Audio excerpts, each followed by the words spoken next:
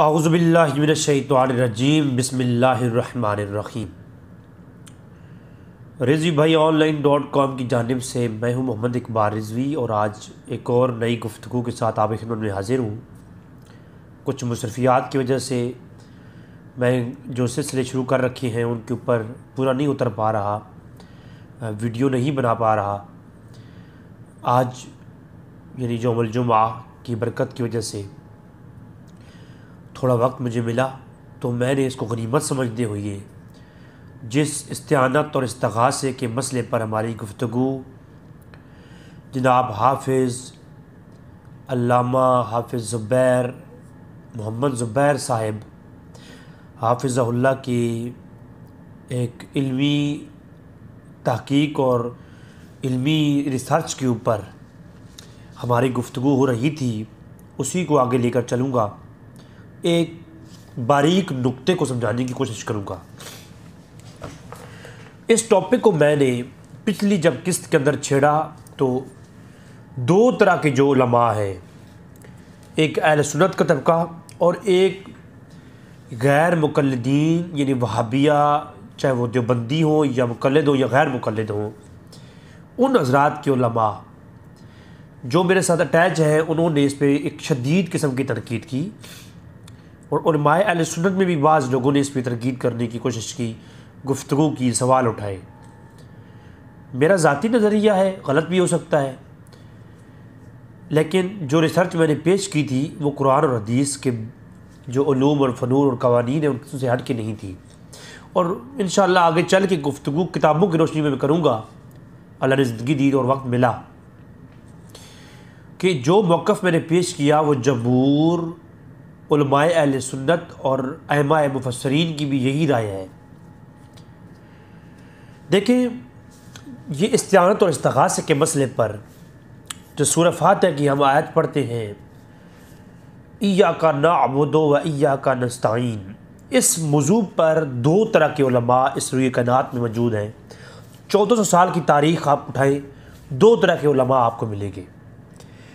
ایک تو یہ کہتے ہیں کہ ایاک نعبد کا جو حصر ہے، نعبد کے اوپر اس کا اطلاق مطلق ہے، مگر وَإِيَّاكَ نَسْتَعِينُ جو اس کا دوسرا پورشن ہے اس آیت کا، نستعین والا، اس کا حصر مطلق نہیں ہے، اور وہ یہ بیان کرتے ہیں کہ مدد غیر یعنی مدد اللہ ہی سے اور اس کے سوا بھی ہے وسیلے اسباب، اور ایک جو نعبد عبادت ہے وہ صرف اللہ ہی کی ہے۔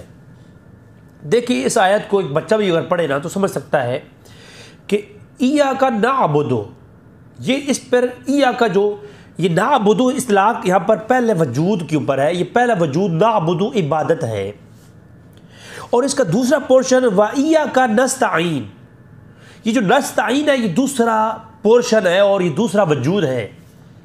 اگرچہ ایک آیت کے اندر یہ دو الگ الگ وجود تو ہیں، مگر ان کے اوپر وجود ایک جیسا یکساں ہے، اور المطلق یجری علی الاطلاق کے قانون کے تحت جب مطلق اپنے اطلاق کے اوپر آتا ہے تو وہ اگر دوام کے ساتھ ہو تو دوامی طور پر اس پہ اطلاق کرتا ہے، ورنہ وہ اپنے جو ہے مطلق اپنے اطلاق کے اوپر جاری رہتا ہے۔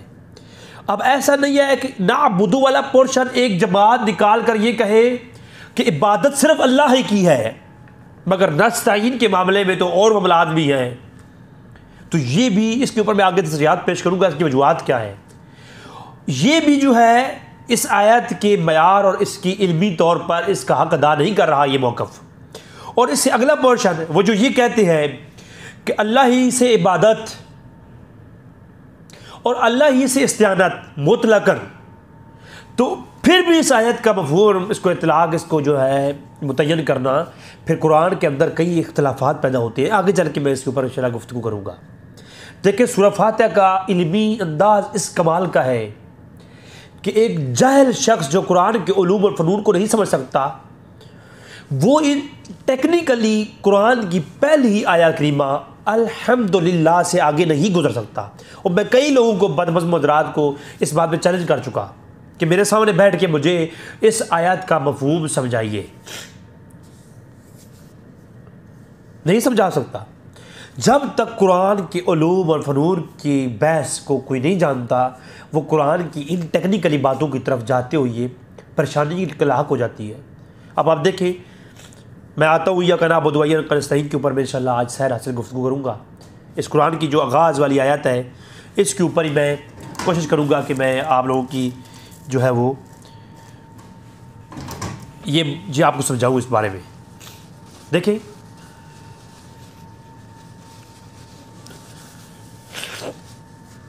قرآن کا جو آغاز ہے وہ یہاں سے ہوتا ہے کہ الحمدللہ۔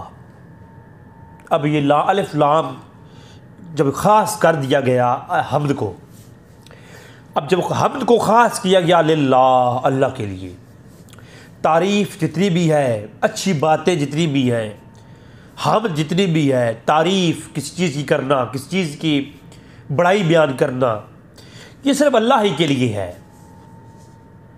اور اس بات پر علماء، جب فنون والے علماء اہل فن جب اس آیت کے اوپر یہ بات کریں تو وہ یہ بات کو بخوبی جانتے ہیں کہ اس کا بھی مطلق اطلاق کے اوپر دائمی طور پر ہے کہ ہر طرح کی تعریف اللہ ہی کے لیے ہے۔ اللہ کے سوا کسی غیر کے لیے ذرہ برابر بھی تعریف کرے گا وہ اس قرآن کی اس آیت کے مخالف میں جائے گا۔ جو دوسری چیزوں کی آپ تعریف کرتے ہیں، آپ انبیاء کی تعریف بیان کرتے ہیں، اولیاء کی تعریف بیان کرتے ہیں، قرآن کی تعریف آپ کرتے ہیں، آپ اچھی پہاڑوں اور اچھے موسموں کی تعریف کرتے ہیں، آپ اچھے انسان کی تعریف کرتے ہیں، اس کی بڑائی بیان کرتے ہیں۔ یہ جناب علامہ صاحب ہیں، یہ شیخ ہیں، یہ محدث ہیں، اتنی بڑے مدارس بنا رکھی ہیں انہوں نے، اتنی ان کی تعریف ہے، اتنا ان کا ذکر ہے، اتنے انہوں نے تفسیریں لکھ رکھی ہیں، اتنی کتابیں چھاپ رکھی ہیں، اتنے بڑے مدارس ہیں، یہ فلاں مکتبہ فکر کا جید عالم ہے، یہ فلاں مکتبہ فکر کا بڑا مفسر اور شیخ الحدیث ہے۔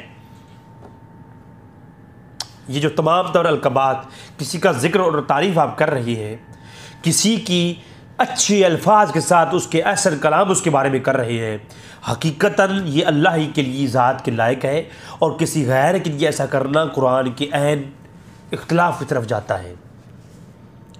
اب سوال یہ پیدا ہوتا ہے، پھر ہم جب اور قرآن میں دوسرے مقامات پر جب دیگر چیزوں کی تعریف خود کر رہا ہے تو پھر اس آیت کا مفہوم کیا ہوگا؟ اس کا اطلاق تو بالکل مطلق کے اوپر دائم ہے، تو پھر کیا کریں گے؟ اب اس کا جواب یہ ہوگا، اس کا جواب میرے نزدیک ایک ہی ہے۔ باقی علماء کی تصریحات بھی سر آنکھوں پر، تفسیروں کے اندر تشریحات بھی سر آنکھوں پر، تفاسیر بھی سر آنکھوں پر، جتنے علماء اس دنیا میں گزرے ہیں تمام کو اللہ نے بڑا علم عطا فرمایا، انہی کی بات سر فہرست ہے۔ اگر مور لگانی چاہیے تو ان علماء اور مفسرین جنہوں نے لکھ دیا وہی سچ حقیقت ہے۔ اب میں جو عرض کرنا چاہتا ہوں، میری جو اس پہ ذاتی یا ایک انفرادی یا ایک ریکویسٹ ہے یا ایک ریسرچ ہے، وہ یہ ہے کہ اس کائنات میں اللہ کے سوا کسی چیز کی تعریف ہے ہی نہیں، اللہ ہی کی تعریف ہے۔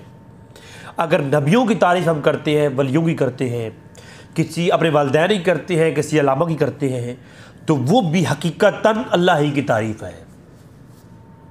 اور اس پر بھی علماء نے لکھا اپنی تفسیر کے اندر، اس موضوع کو چھیڑا ہے، مگر بعد میں وہ حقیقت مجاز کی طرف آ کر کے اور تصریحات بیان کر دیتے ہیں۔ علماء ہر طرح کی تصریحات موجود ہیں، مگر وہ پچھلے ائمہ کے مابین اس موضوع کی گفتگو میں جو سب سے بہترین موضوع مجھے ملا ہے، جو میں جس عقیدے کو سب سے بہتر سمجھتا ہوں، وہ یہ ہے کہ اللہ تبارک و تعالیٰ کی تعریف، کسی بندے کی تعریف بھی اللہ ہی کی تعریف ہے حقیقتاً۔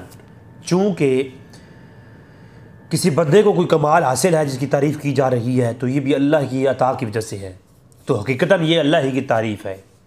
کسی نبی کی تعریف بھی، تعریف وہ اللہ ہی کی تعریف ہے۔ کیوں؟ اس نبی کو کمالات، معجزات وہ جو عطا کیے گئے ہیں وہ بھی اللہ کی جانب سے عطا کیے گئے، لہٰذا وہ اللہ کی تعریف ہم جو ذکر کرتے ہیں وہ ڈائریکٹلی کرتے ہیں۔ اور دنیا میں جتنے بھی اللہ نے نعمتیں عطا فرمائی ہیں، ان نعمتوں کا جو ذکر ہے، تذکرہ ہے، یہ بھی اللہ ہی کا ذکر ہے۔ دیکھیں، وَاذْكُرُوا نِعْمَةَ اللَّهِ، اللہ کی نعمتوں کا ذکر کرو۔ ذرا علماء کے پاس آپ جائیں، پوچھیں ان سے کہ اللہ کی نعمتوں کا ذکر کیسے کرنا چاہیے۔ اللہ کی نعمتوں کا ذکر کیسے کرنا چاہیے؟ اللہ کی تو بے شمار نعمتیں، یہ آنکھیں، یہ کان، یہ ہاتھ، یہ ہوائیں، یہ پانی، اور پھر قرآن میں خود ہے لا تحصوها کہ اللہ کی نعمتوں کو تم شمار ہی نہیں کر سکتے۔ فَأَمَّا بِنِعْمَةِ رَبِّكَ فَحَدِّثْ، پھر نعمتوں کا چرچا بھی کرنا ہے۔ جب میرے مولا یہ تمہاری نعمتیں ذکر بھی کرنی ہے، چرچا بھی کرنا ہے، مگر وہ لا تحصوها تک ان کی تعداد ہی معلوم نہیں، بے شمار ہیں۔ تو جس چیز کی تعداد معلوم نہیں تو میرے مولا اس کی تعریف کیسے ممکن ہوئی؟ اور یہ نہیں کہ اس چیز کا ذکر کوئی پارٹ ٹائم کرنا ہے، نہ بالکل بھی نہیں۔ وَاذْكُرُوا یہ امر ہے، اور امر مطلق کے وجوب کے لیے آتا ہے، یہ اذکروا امر ہے، اور امر مطلق کے وجوب کے لیے آتا ہے۔ تم پر واجب ہے کہ اذکروا اللہ، اللہ کا ذکر کرو، تم پہ واجب ہے۔ وَاذْكُرُوا نعمت اللہ، تو اللہ کی نعمتوں کا ذکر کرنا بھی اسی طرح واجب ہے جس طرح اللہ کا ذکر کرنا فرض ہے۔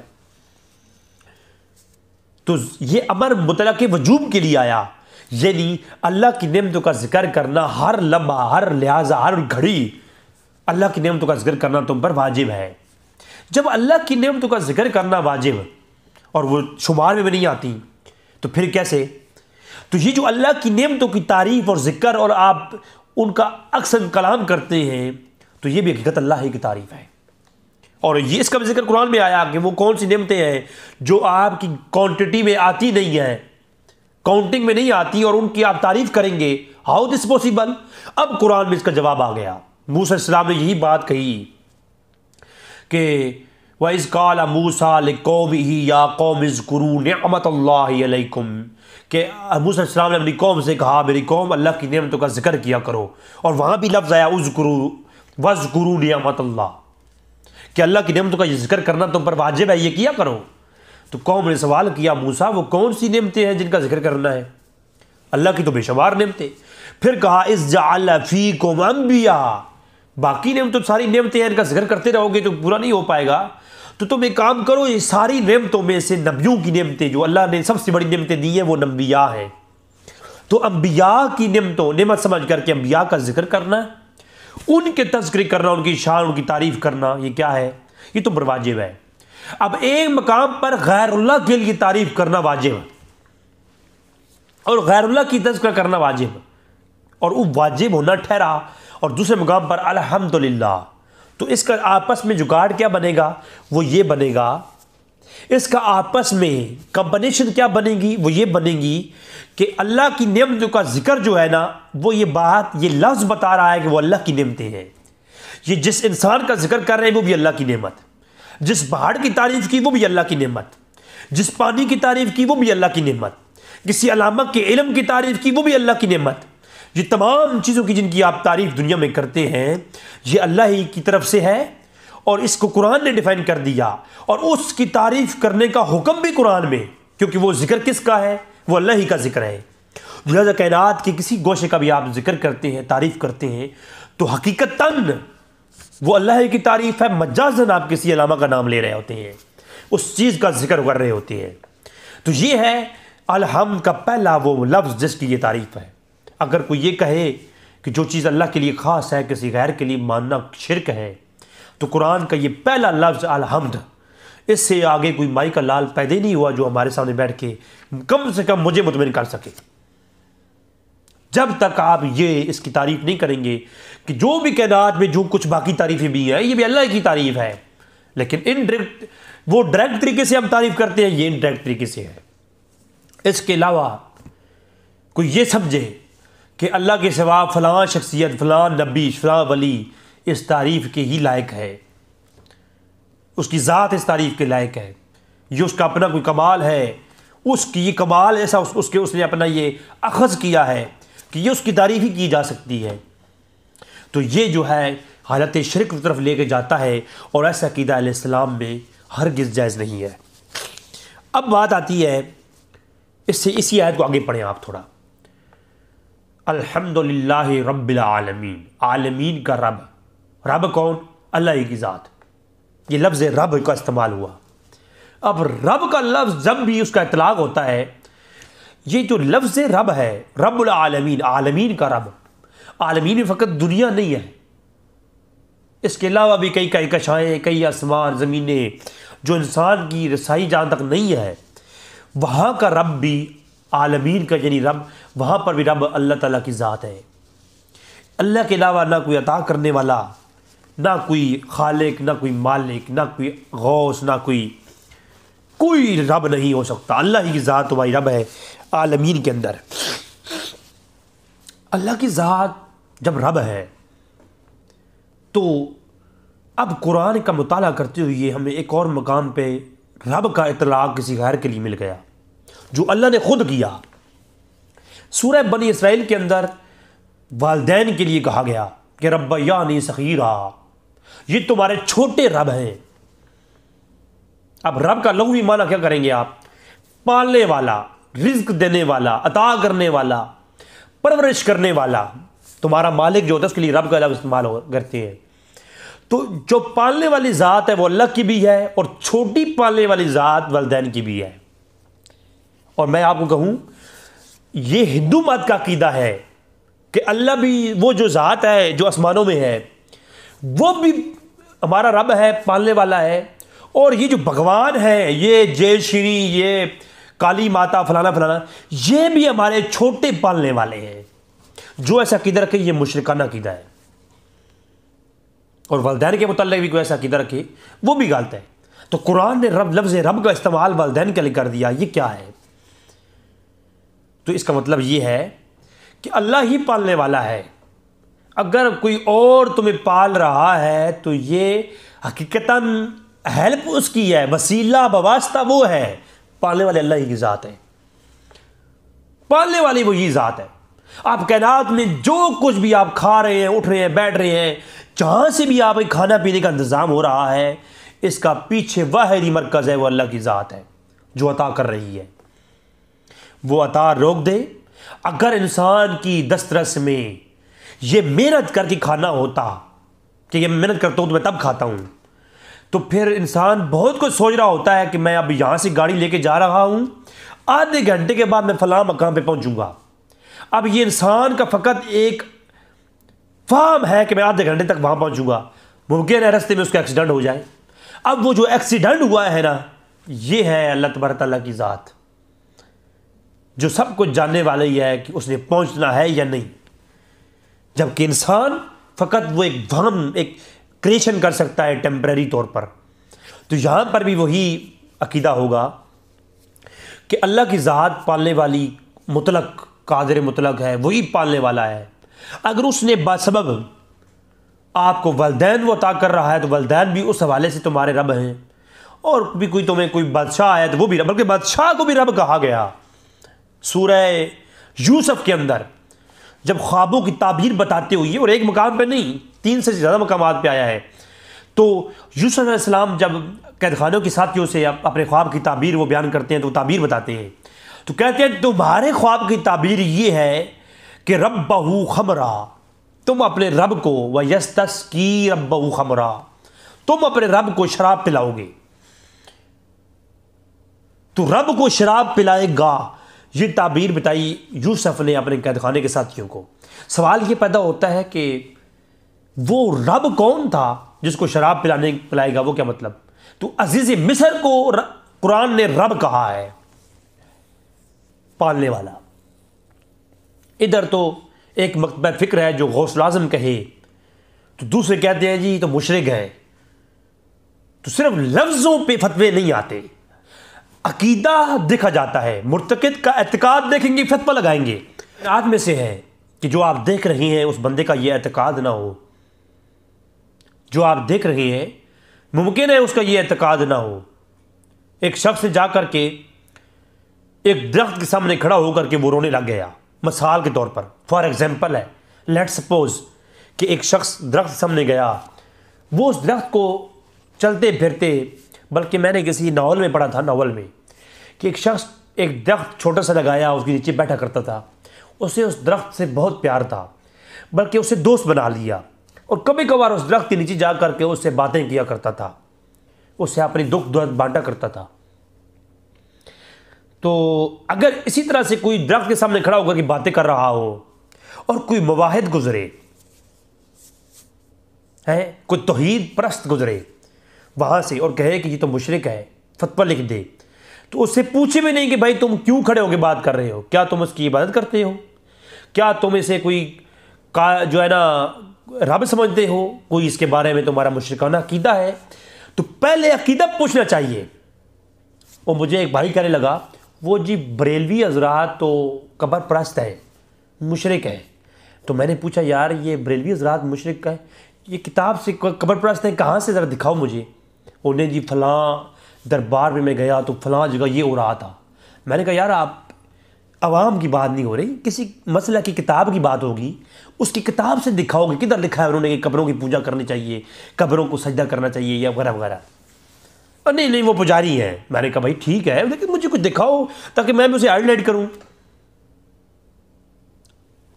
کافی دیر سوچنے کے بعد کہتا ہے یار کتابی حوالہ تو میرے پاس کوئی نہیں ہے۔ تو میں نے کہا بھائی اسی طریقے سے تو پورے مذہب اسلام کے اوپر آپ انگلی اٹھاؤ گے؟ وہ بھی مسلمان ہیں جو بچیوں کو درگور کر رہے ہیں، وہی مسلمان ہیں جو ہے کمزوروں پہ ظلم کر رہے ہیں، ایسے مسلمان بھی ہیں ان کے مسالک بھی الگ الگ ہیں، وہ ایسے جناب مسالے کے لوگ بھی ہیں جو دھماکے کرتے ہیں شیعوں کے مدارس میں، وہ ایسے مسالک کے علماء بھی ہیں جو شیعوں کے جلوسوں کے اوپر جناب والا اٹیک کراتے ہیں، وہ ایسے علماء بھی ہیں، ایسے مدارس کے لوگ بھی ہیں جن کے مدارس میں بچوں کے ساتھ زیادتیاں ہوتی ہیں، ان کے کلپ وائرل ہوتے ہیں۔ تو کیا وہ تمام مسالک والے ایسی مساجد موجود ہیں جن کے اندر بچیوں کے ساتھ اور معاملات بھی یوٹیوب ویڈیوز کے اندر موجود ہیں؟ آج سے چند ماہ قبل بھی ایک نامور مسجد اور مدرسہ اور پاکستان کے اندر ایک نامور مسجد کے اندر بچوں کے ساتھ زیادتی کی گئی، ویڈیوز وائرل ہوئی۔ اس انڈیا کے اندر بہت نامور مدرسہ، اس کے اندر ان کی ویڈیوز تک یوٹیوب میں موجود ہیں کہ بچوں کے ساتھ زیادتی ہوتی رہی۔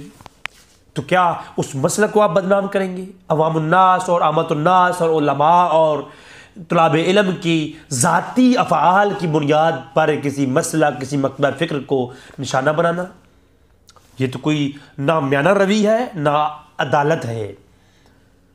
تو لہٰذا چلتے ہیں امام احمد رضا خان کی طرف۔ ان کے عقائد جو بریلویوں کے امام ہیں، ان کے عقائد دیکھیں گے کیا انہوں نے کہا ہے کہ قبروں کی جا پہ سجدے کرنے چاہیے، بلکہ ان کے فتاوی رضویہ میں تو یہ لکھا ہوا ہے کہ قبروں کا چومنا منع ہے، قبر کا طواف حرام ہے، قبروں پہ عورتوں کا جانا منع۔ حالانکہ اسلام کے اندر دیگر ایسے بزرگ اور علماء گزرے جنہیں عورتوں کا قبرستان جانے کو مباح قرار دیا،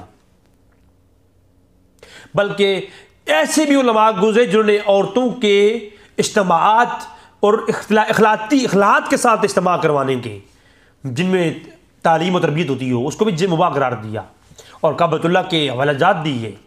اور اس طرح کئی علماء ایسے بھی ہیں، مگر بریلویوں کے امام احمد رضا خان فاضل بریلوی رحمہ اللہ، ان کی آپ جب فتاوی رضویہ پڑھتے ہیں تو آپ کو معلوم ہوگا کہ قواعد بریلویہ کیا ہے۔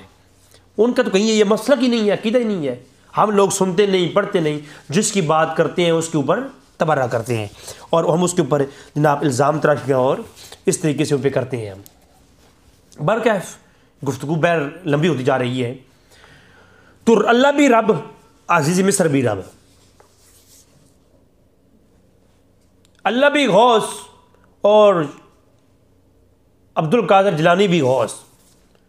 تو آپ مجھے بتائیں فتویٰ شرک کس بنیاد پہ آئے گا؟ پہلے مرتکب کا اعتقاد دیکھا جائے گا۔ اگر وہ عبد القادر جیلانی کو غوث سمجھتا ہے اللہ ہی کی طرح تو مشرک ہے، کافر ہے۔ اگر وہ اللہ کا بندہ سمجھتا ہے، انسان سمجھتا ہے، نبی کریم صلی اللہ علیہ وسلم کا امتی سمجھتا ہے اور ان کو سبب اور وسیلہ سمجھتا ہے، شفاعت سمجھتا ہے ان کی، اس اعتبار سے کہتا ہے غوث، تو وہ مشرک نہیں ہوگا، وہ موحد ہے، توحید پرست ہے۔ جس طریقے سے عزیز مصر رب نہیں مگر ربہ خمرہ کے لفظ قرآن نے بھی استعمال کیے، مصطفیٰ کریم نے بھی استعمال کیے، صحابہ کرام نے سنے بھی ہیں اور یوسف نے بھی استعمال کیے، اور اللہ نے خود قرآن میں یہ جبرائیل کو وحی دے کے بھیجی۔ تو اللہ بھی رب، اب فہم میں شرک اور ابہام میں شرک تو پایا گیا مگر اطلاق کی شرک نہیں پایا گیا۔ کیوں؟ کیونکہ عزیز مصر رب نہیں جس طرح اللہ رب ہے۔ اگر وہ شہر کو پالنے والا ہے تو وہ اللہ کی عطا سے ہے، اگر اللہ چاہے تو اسے ایک لمحے میں غرق کر دے، اس کی ربوبیت جو اسے دے رکھی ہے وہ چھین لے۔ اللہ چاہے تو جو ربوبیت عزیز مصر کو دی ہے، جو والدین کو دی ہے، وہ چھین لے۔ جو غوثیت حضور غوث اعظم کو عطا کی ہے وہ چھین لے اگر اللہ چاہے۔ اگر عطا کر دی ہے تو قرآن میں بیان کر دیا کہ وہ رب ہے، تمہارے والدین تمہارے رب ہیں۔ اس کے علاوہ کئی مسائل میرے پاس ہیں اس موضوع کی، لیکن فقط سمجھانا مقصود ہے۔ تو یہ جو پہلی آیت ہے الحمدللہ رب العالمین، کوئی بندہ بھی اس عالمین کے اوپر رب کی، اور میں اس پہ رحمت العالمین پہ بھی کلام کروں گا انشاءاللہ آگے چل کے، کہ اللہ کی ربوبیت کس کس مقام کی ہے، کہاں کہاں اللہ کی ربوبیت ہے، اور جہاں جہاں اللہ کی ربوبیت ہے وَمَا أَرْسَلْنَاكَ إِلَّا رَحْمَةً لِلْعَالَمِينَ ہے، بلکہ اہل فن سمجھیں گے کہ بلکہ رحمتن العالمین۔ میں اس بحث کی طرف نہیں جاؤں گا، پھر مشرکانہ عقائد کے فتوے آتے ہیں، اور ہمارے عرب کے جو علماء ہیں تھوڑے ویسے بھی جذباتی ہوتے ہیں۔ تو جہاں جہاں اللہ کی ربوبیت ہے وہاں رحمت للعالمین۔ تو یہ موضوع پہلا چیپٹر ہے یہاں پر، مالک یوم الدین ایاک نعبد۔ اب حصر کے ساتھ عبادت اللہ ہی کے لیے، عبادت اللہ ہی کے لیے ہے، مطلق ہے۔ اللہ کے سوا ذرہ برابر بھی، نہ حقیقی نہ مجازی، عبادت کسی کی بھی جائز نہیں ہے۔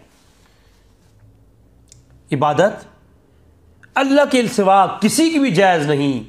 جو ایسا عقیدہ رکھے، چاہے حقیقتاً مجازاً تھوڑا زیادہ، وہ عطائی ذاتی ایسا کوئی چکر نہیں عبادت کے معاملے میں۔ عبادت جو ایسا عقیدہ ذرا برابر رکھے وہ مشرک ہے۔ عبادت کی ذات، عبادت کے لائق ذات ایک ہی ہے، وہ اللہ تبارک و تعالیٰ کی ذات ہے۔ ایاک نعبد، یہ اپنے اطلاق کے ساتھ مطلقاً ہے، اور اپنے وجود کے ساتھ واجب کے طریق پر ہے، اور اپنے حصر کے ساتھ مطلق حصر اس کے اوپر قائم ہے۔ حقیقت حصر حقیقی، قصر حقیقی کے ساتھ ہے یہ، کہ اللہ ہی عبادت کے لائق ہے۔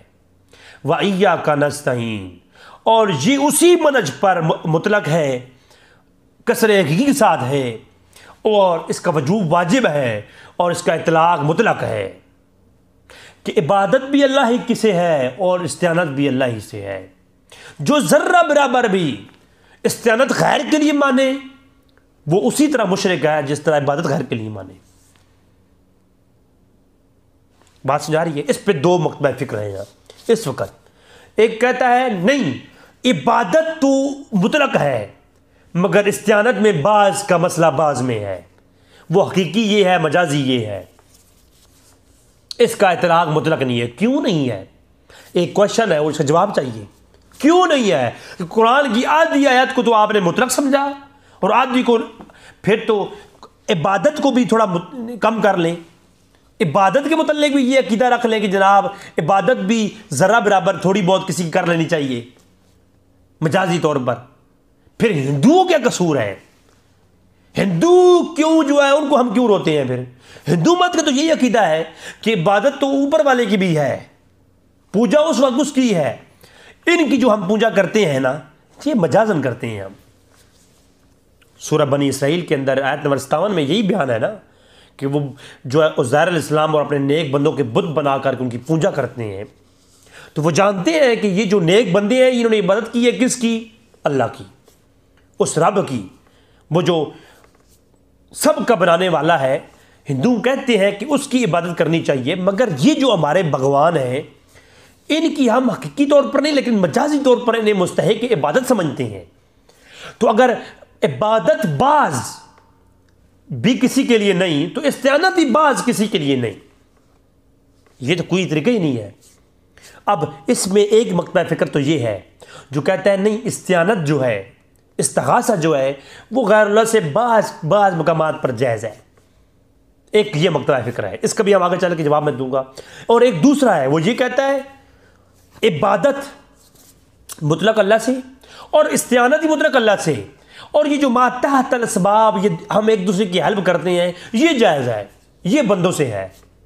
تو یہ بھی باطل عقیدہ ہے، اور شدید باطل عقیدہ ہے یہ، کہ مطلق عبادت بھی اللہ کی اور استعانت بھی اللہ سے، مگر ما تحت الاسباب ہم ایک دوسرے کی جو مدد کرتے ہیں، جو انبیاء بھی کرتے رہے ایک دوسرے سے، اور یہ جائز ہے۔ بھائی ایک طرف تو آپ مطلق مانتے ہیں، دوسری جانب یہ جو رستہ نکالتے ہیں، یہ رستہ کس قانون کے تحت نکل آیا؟ قرآن میں تو صریح ٹکراؤ ہے یہ۔ قرآن تو کہتا ہے کہ ایاک نعبد و ایاک نستعین، یہاں مطلق ہے اور کسر حقیقی کے ساتھ ہے۔ جب اللہ سے یہ امداد ہے تو یہ ما تحت الاسباب یا ما فوق الاسباب کی تو کہانی ختم ہے۔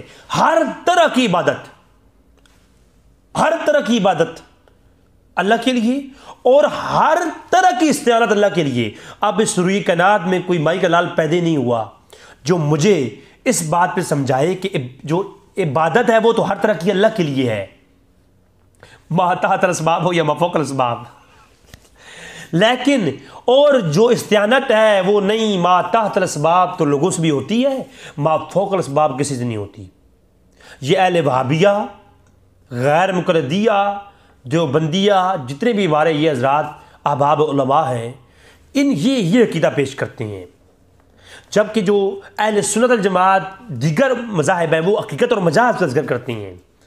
تو حقیقت اس آیت کو سمجھنے کے بعد سوال اٹھتے ہیں، اگر حقیقی اور مجازی طور پر اس کا معنی لیتے ہو یہ ہم استعانت کا مفہوم لیں تو یعنی مجازی طور پر غیر اللہ سے امداد جائز ہے، تو مجازی طور پر غیر اللہ کی عبادت جائز کیوں نہیں ہے؟ اس آیت سے یہ بتائیں ذرا مجھے۔ تو یہ جو ہے یہ بھی آیت کے ساتھ آیت کی حق ادا نہیں ہو رہا۔ اب اس طرف آ جائیں، یہ کیا دوسری جانب کیا ہے کہ جناب عبادت بھی اللہ کی، استعانت بھی اللہ کی مطلق، مگر ما تحت الاسباب جو ہے یہ ہم ہیلپ جو کرتے ہیں یہ ٹھیک ہے۔ یہ کیسے ٹھیک ہے؟ کیونکہ مدارس کو فنڈ آ رہے ہیں اس لیے ٹھیک ہے۔ یہ جو مساجد کے لیے ہم کرتے ہیں یہ مداد، یہ کیسے؟ یہ تو اللہ سے مانگنی چاہیے۔ تو یہ ما تحت الاسباب جتنی بھی ذرائع امداد ہیں یہ کیسے ٹھیک ہے؟ کوشچن مارک ہے۔ اب اس کو سمجھتے ہیں ہم۔ حقیقت یہ ہے، بہت سارے علماء کی تفسیر دیکھنے کے بعد جو چیز میرے نظر سامنے آئی ہے وہ یہ آئی ہے کہ عبادت بھی اللہ کی ہے، استعانت بھی اللہ کی ہے۔ جو ذرہ برابر بھی استعانت کے اندر کسی غیر اللہ کو واجب الامداد سمجھتا ہے وہ اسی طرح مشرک ہے جس طرح کوئی عبادت کے اندر ذرہ برابر بھی عبادت کسی اور کے لیے سمجھتا ہو، اسی طرح مشرک ہے، چاہے وہ ما تحت الاسباب امداد ہو یا ما فوق الاسباب۔ ڈاکٹر زبیر صاحب نے بھی یہی کہا کہ جو دیوبندی وہابی حضرات کے قائد ہیں ان کا یہ عقیدہ یعنی پیش کرتے ہوئے یہ کہا کہ جی کہ ما تحت الاسباب جو ذرائع ہیں یہ ہیلپ کرنے کے اور لینے کے یہ جائز ہے، یہ جائز ہے، اور دوسری امداد جو ما فوق الاسباب ہے یہ مانگنا ناجائز ہے۔ اس کائنات میں سب سے بڑا جھوٹ بہتان اور قرآن کے ساتھ مذاق اس سے بڑا ہے ہی کوئی نہیں کہ عبادت تو مطلق کر دی اور استعانت کو ما تحت الاسباب اور ما فوق الاسباب میں تقسیم کر ڈالا۔ ایسا نہیں ہے۔ حقیقت یہ ہے کہ ہر طرح کی امداد اللہ کی سے ہی ہے، اللہ ہی وہ ذات ہے جو عطا کرنے والا ہے۔ اب بات آ جاتی ہے کہ یہ جو ہم ایک دوسرے کے ما تحت الاسباب یا ما فوق الاسباب، شرک پر اگر کوئی ما تحت الاسباب امداد مانے تب بھی مشرک، اور ما فوق الاسباب مانے تب بھی مشرک۔ اگر ایاک نستعین شرک ہے تو، اگر اسے مطلق مانا جائے تو پھر تو مشرک ہے، کسی غیر اللہ سے امداد مانگنا شرک ہے۔ اگر وہ جو ہے مطلق نہیں سمجھتا اور یہ ما تحت الاسباب والا کام کرتا ہے تو تب بھی یہ بہت بڑا بہتان ہے کہ ما فوق الاسباب تو اللہ سے مانگو تو شرک نہیں، اور ما تحت الاسباب اللہ کے علاوہ لوگ بھی امداد کرنے والے ہیں، اللہ سے مانگنے کی ضرورت نہیں ہے تو یہ شرک ہے۔ اور پوری کائنات میں حقیقت کیا ہے کہ کہیں بھی اللہ دینے کے لیے کسی کو نہیں آتا کہ اللہ کی ذات کا کوئی غیب سے کوئی فرشتہ آئے اور آ کر کہے کہ یہ لو۔ ایسی امدادیں بہت کم اولیاء اللہ کو نصیب ہوئی ہیں، ہر شخص کو نہیں۔ اللہ نے فطرت کے اوپر نظام چلایا، اور آج اگر مجھے کوئی مدد چاہیے تو میں دعا کروں گا میرے مولا میری مدد فرما، تو تو شاید کوئی بندہ میرے پاس سے گزرے گا، مجھ سے پوچھے گا کہ رضی صاحب کیا مسئلہ ہے، تو میں یہ کہوں گا مجھے یہ حاجت ہے، اتنے پیسے چاہیے، تو وہ کہے گا جناب یہ لو آپ، یہ میں تمہاری مدد کر دی۔ اب یہ جو امداد میں نے مانگی اور اس نے دی، یہ امداد شرک نہیں ہے، اس وجہ سے نہیں کہ یہ ما تحت الاسباب ہے، نہیں، ما تحت الاسباب بھی اگر میں یہ مانوں کہ یہ بندہ جو ہے نا اللہ سے طاقتور ہے، کہ مانگا اللہ سے ہے مگر عطا تو اس نے کیا ہے، عطا کرنے والا یہ ہے، ما فوق الاسباب اللہ سے مانگو، یہ ما تحت الاسباب اللہ سے مانگنے کی ضرورت ہی نہیں ہے۔ روڈ کے ساتھ کھڑے ہو جاتے ہیں، بھائی جان میری مدد کریں، بھائی جان میری ہیلپ کر دیں، تو کوئی نہ کوئی ہیلپ کر دے گا۔ تو جو ہم غیروں سے مانگتے پھر رہے ہیں اور ہمیں مکمل کامل امید ہے کہ یہ جو ما تحت الاسباب جتنے بھی پانی چاہیے، یہ جو کھانا چاہیے، یہ سارے اللہ نہیں دے گا بلکہ یہ لوگ دیں گے۔ جس کے پاس مال و دولت زیادہ ہے، کسی M N A M P A کے گھر پہ جا کے بیٹھیں گے تو ہمارا مسئلہ حل ہوگا، کسی ڈاکٹر کے پاس جائیں گے تو انجیکشن کے بعد ہمیں شفا آئے گی، اور کامل طور پر یقین بھی ہوتا ہے کہ ایسا ہوگا۔ مجھے پتہ ہے ایسے لوگ جن کے M N A M P اور ایسے بڑے لوگ مجھے معلوم ہے جن کے پاس جا کے جب بھی میں مانگوں مجھے پتہ ہے وہ نکال کے دیں گے۔ تو پھر کیا میں کامل یقین کر لوں کہ یہی عطا کرنے والے ہیں، ما تحت الاسباب یہ عطا کریں گے، ما فوق الاسباب ادھر سے مانگوں گا۔ ایک بندے کو کینسر ہو گئی، ما تحت الاسباب سارے معاملات ختم ہو گئے، اب میں کہہ رہا ہوں میرے مولا اب سارے راہ بند ہیں، اب تیری گلی ہے، تیری گلی ہے۔ اب جو بندہ مرنے پہ آتا ہے پھر میرے مولا تیری گلی ہے، اب اللہ کی طرف رجوع کیا۔ تو پہلے جو معاملات جتنے بھی کروائے ہیں یہ اللہ کے علاوہ غیر سے جو میں مدد لی ہے اور کامل یقین کے ساتھ لی ہے، اور اس یقین کے ساتھ لی ہے کہ یہ کر سکتا ہے، تو جو یہ عقیدہ رکھے کہ اللہ جو ہے یہ جو نیچے والے معاملات ہیں سارے بندے دیکھ لیتے ہیں، بندے ہیلپ کر دیتے ہیں، اس کے اور ذرائع بھی ہیں اللہ کے سوا، تو یہ ایسا بندہ مشرک ہے۔ اور حافظ زبیر صاحب سے کو میں دعوت فکر دوں گا کہ جو یہ کہتے ہیں کہ یہ ما تحت الاسباب کے ذرائع جو ہیں یہ جو ہے یہ بالکل ٹھیک ہے، یہ جائز ہے ایک دوسرے کی ہیلپ لینا، تو میں ان کو یہ کہوں گا کہ اپنے عقیدے کی توسیع کر لیں کہ ایسا عقیدہ رکھنا کہ ما تحت الاسباب اللہ کے سوا اور ذرائع ہیں، یہ مشرکانہ عقیدہ ہے، مسلمانوں کا نہیں۔ مسلمانوں کا عقیدہ یہ ہے کہ ما تحت الاسباب ہو یا ما فوق الاسباب عطا کرنے والی اللہ ہی ذات ہے، ٹھیک ہے۔ اور اللہ جب عطا کرتا ہے تو اپنے اسباب کے ذریعے عطا فرماتا ہے۔ اب ایک بندے نے ہیلپ کی تو اس بندے نے ہیلپ نہیں کی، یہ حقیقت میں اللہ ہی کی ہیلپ ہے۔ اگر کسی نے کھانا کھلایا تو تمہیں کھانا کھلانے والے ہاتھ اس بندے کے ہیں، یہ کھانا اللہ کی طرف سے آیا ہے۔ یہ دنیا کی ہر امداد اللہ ہی کی امداد ہے۔ اس کائنات میں، روئی کائنات میں جو تم ایک دوسرے کی تلواروں سے مدد لیتے ہو تو یہ مدد بھی اللہ ہی کی مدد ہے، بلکہ قرآن نے خود اس کو بیان کیا۔ جب اللہ نے کہا اے میرے نبی فَإِنْ هُوَ مَوْلَاهُ، تمہارا مولا اللہ ہے، وَجِبْرَائِيلَ، اور جبرائیل بھی تمہارے مولا ہیں، مددگار ہیں، وَصَالِحُ الْمُؤْمِنِينَ، اے میرے نبی تمہارے تمام مومن نیک لوگ بھی تمہارے مددگار ہیں۔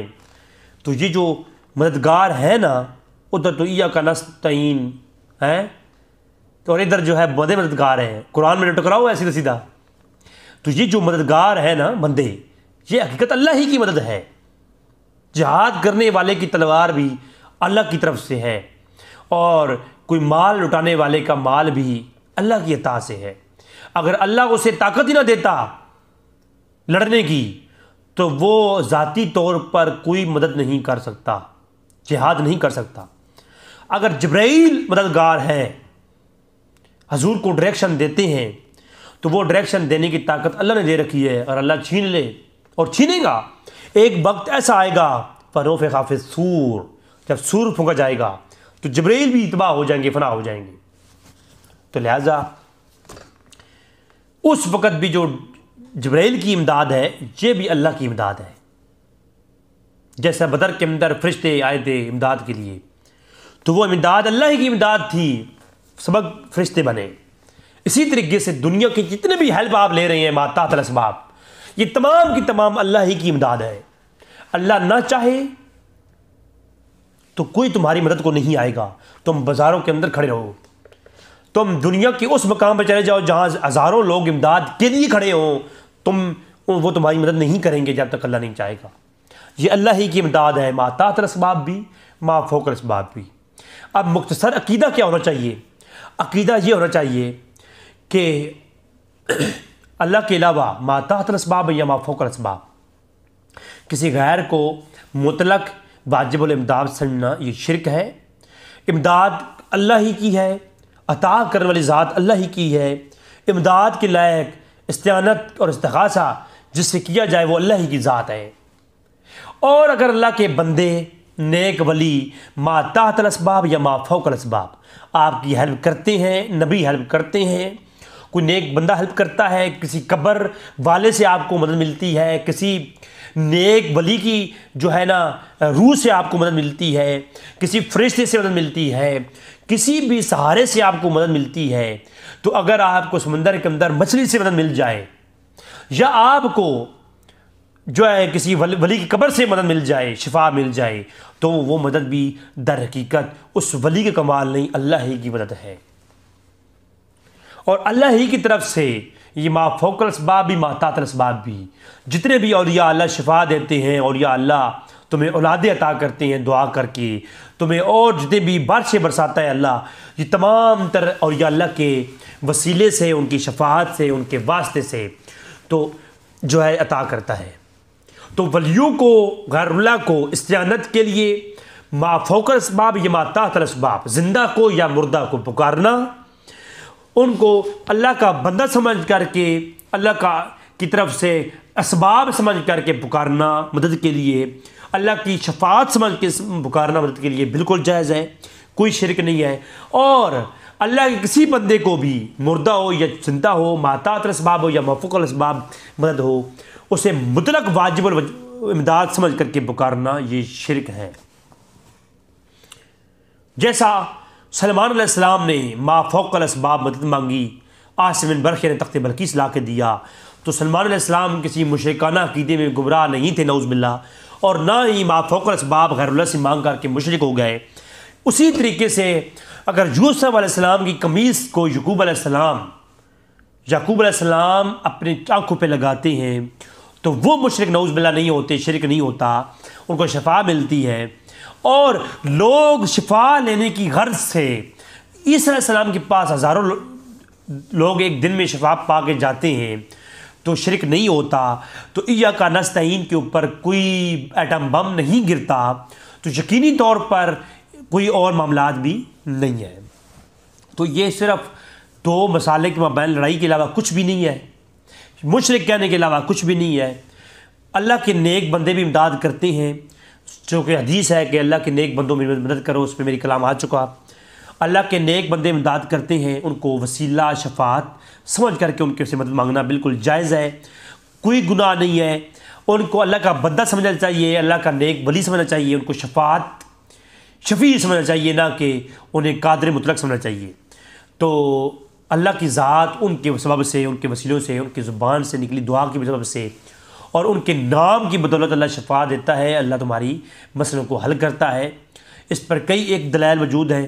میں نے فقط ایک ہی آیت پر یہ کلام کیا, میری صحت کچھ ناساز ہے, اس کے باوجود بھی میں نے مکمل کوشش کی ہے کہ آپ کو اس موضوع پر پورا میں یعنی